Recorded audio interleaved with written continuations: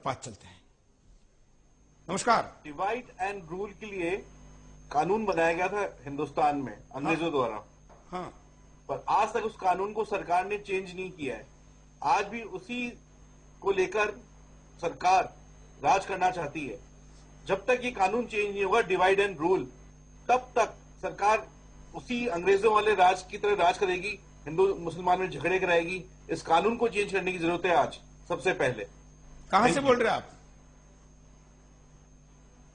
धन्यवाद। कॉलर के पास चलते हैं। नमस्कार। हाँ जी, मैं सऊदी अरब से बोल रहा हूँ, राम नरेश बोल रहा हूँ। हाँ। मैं यही इसमें बिंदास बोल में मैं यही कहना चाहता हूँ पूरे अपने हिंदू समाज के सब लोगों को कि आप लोग बिल्कुल, हम लोग यहाँ पे देख के यही बता रहे हैं कि हम लोग बिल्कुल चुप नहीं रहेंगे इस बात पर। बिल्कुल हम सामने आएंगे और इसका विरोध का प्रदर्शन हम लोग करवाएंगे, चाहे जैसे भी। ये हमारे जो सोनिया गांधी है और ये जो हमारे मनमोहन सिंह है, ये मौने प्रधानमंत्री जो बन चुके हैं, इनका भी कार्यकाल तो बस अभी इसके बाद इनका तो कभी सपना भी कहाँ जाएंगे कोई पता नहीं रहेगा इनका। इन लोगों को इससे चाहिए कि तुरंत तत्काल इस पे हस्तक्षेप करना चाहिए कि हमारे हिंदुओं का क्या इसमें कसूर है जो इसे बेरहमी से उनके ऊपर अत्याचार किया जा रहा है। धन्यवाद। एक और एमएमएस दिखाते हैं।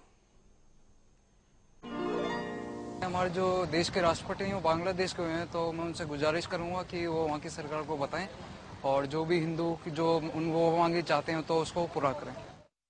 वीडियो कॉलर के पास चलते हैं। नमस्कार, बोलिए। जी प्रणाम, मैं राजकुमार बोल रहा हूँ हरिद्वार से। हाँ।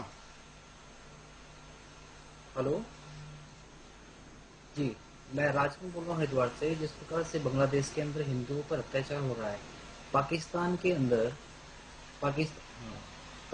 के अंदर हिंदुओं को बड़ी संख्या में मारा जा रहा है और वहाँ पर उसके ऊपर सरकार कुछ नहीं बोल रही है। इसी प्रकार से अब बांग्लादेश में भी हो रहा है।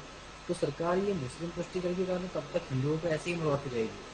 कांग्रेस सरकार को बिल्कुल भी कोई फर्क नहीं पड़ता है, हिंदू सारे मर जाए, उन्हें तो केवल अपनी राजनीति करनी है और देश को बर्बाद करके यहाँ से भाग लेना है। तो मैं तो यही कहना चाहूंगा कि कांग्रेस को हटाइए, कांग्रेस को वोट देने से कोई फायदा नहीं है। धन्यवाद। कॉलर के पास चलते हैं। नमस्कार। नमस्कार सूरज जी, बोलिए। मैं गुजरात से इकबाल अब्दुल्ला बोल रहा हूँ सर। हाँ, बोलिए। मैं ये कहना चाहता हूँ कि हमारी सरकार से जो आस हम लगाते हैं वो कभी पूरी नहीं होगी सर। जैसे हिंदुओं पर आज अत्याचार हो रहा है बांग्लादेश के अंदर, तो हमारे हिंदुस्तान के मुसलमान और हिंदू संगठन को मिलकर, दोनों संगठनों को मिलकर आवाज उठानी चाहिए। बिल्कुल। और मैं ये कहना चाहता हूँ सर कि आप देखिए कि जब वो तो अफजल गुरु को फांसी दी गई सर, उस वक्त में आपने देखा होगा कि उसके जेल जो है सर वो एक पवित्र स्थान है। जो एक बिगड़ा हुआ आदमी अंदर जाता है वो पवित्र होकर बाहर निकलता है। तो इस सरकार ने उस स्थान को बाद अपना दिया, उस पवित्र स्थान पर, और उसका सब मांगा गया, उसका सब उसके परिवार ने मांगा। तो क्या उसकी वहां दरगाह बनाने की उस शैतान की उस जेल के अंदर, उसके सब के हिसाब से पूरे देश जेल के जो कैदी है वो बिगड़ जाएंगे सर। बिल्कुल। नमस्ते सर। नमस्ते। इकबाल भाई हमारे नियमित कॉलर है और बड़ी हिम्मत के साथ अपनी बात को कहते हैं। कितने अच्छे तर्क उन्होंने यहाँ पर दिए हैं। इस देश के और दुनिया भर के तमाम भाइयों को इकबाल भाई का आदर्श लेना चाहिए। हम आपको उपाय दिखाते हैं कि क्या उपाय हो सकते हैं। भारत सरकार तुरंत बांग्लादेश सरकार को कार्रवाई करने पर मजबूर करे। जिस तरह से आज बांग्लादेश में हालात पैदा हो गए हैं, वो ना तो भारत के लिए अच्छे हैं और ना ही बांग्लादेश के लिए। इसलिए भारत सरकार तुरंत बांग्लादेश सरकार पर दबाव बनाए, जिससे कट्टरपंथियों को काबू में किया जा सके। भारत सरकार हिंदुओं पर हो रहे अत्याचार पर तुरंत बांग्लादेश सरकार से बात करे। जिस तरह से बांग्लादेश के कट्टरपंथी हिंदू मंदिरों को निशाना बना रहे हैं, उनके घर बार को जलाया जा रहा है, ऐसे में इन्हें तुरंत सुरक्षा देने की जरूरत है। बांग्लादेशी सरकार हिंदुओं को कड़ी सुरक्षा दे। जिस तरह से दंगों में हिंदुओं को निशाना बनाया जा रहा है, ऐसे में बांग्लादेशी सरकार का कर्तव्य है कि वो तुरंत इन लोगों को सुरक्षा मुहैया कराए।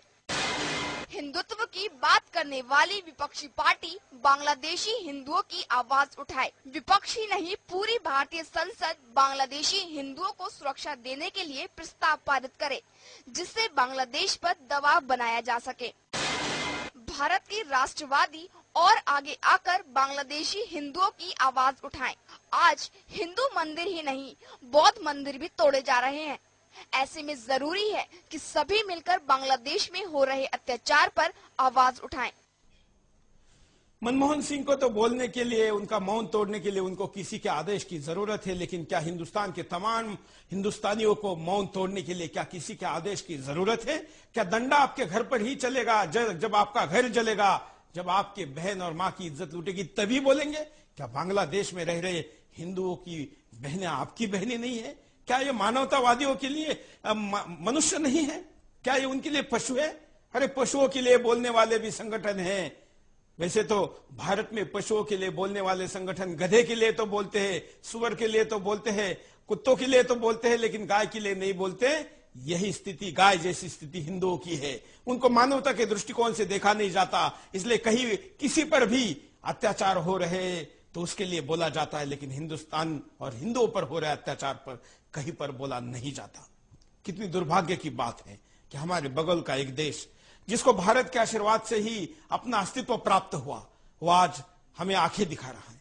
हमारे राष्ट्रपति के दौरे के बावजूद वहां पर नंगा नाच चल रहा है। राष्ट्रपति, सरकार, कोई कुछ कहने को तैयार नहीं। हम जानते हैं कि भारत की स्थिति ही सरकार के हाथ के ऊपर चली गई है। यहां पर वो कुछ करने के लिए नाकामयाब साबित हुई है, तो बाहर क्या करे, लेकिन कम से कम कुछ करने की दिशा में अपनी मनीषा तो जाहिर कर सकती है।